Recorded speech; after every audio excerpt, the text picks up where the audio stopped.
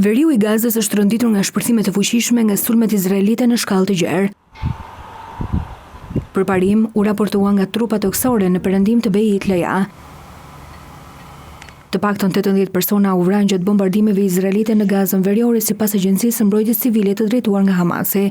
Qeveria e Izraelit është zëtuar të intensifikojë operacionet në Gaza dhe të ripushtojë për një kohë të pacaktuar të gjithë rripin e Gazës nëse Hamasi nuk pranon një propozim për një armëpushim të përkohshëm dhe kthim të pengjeve të mbetura. Edhe pse nuk ka pasur shenja përparimi nga ekipet negociuese në Doha, mediat vendase raportojnë se ndërmjetësit arab kanë kërkuar më shumë kohë për t'u dhënë një shans bisedimeve.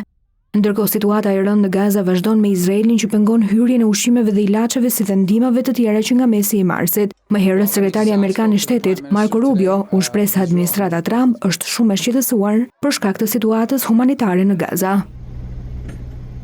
Nga ana tjetër, presidenti amerikan Donald Trump ka përsëritur edhe një herë dëshirën e tij të kahershme për të marrë kontrollin e rripit të Gazës dhe se SBA-ja do ta kthejë atë në një zonë lirie, duke folur para një grupi zyrtarësh dhe udhëheqës biznesi në Katar. Trump tha se ka koncepte të mira për Gazën, dua ta shoh Gazën një zonë të lirë dhe nëse është e nevojshme, mendoj se do të isha krenar që Shtetet e Bashkuara ta kenë atë.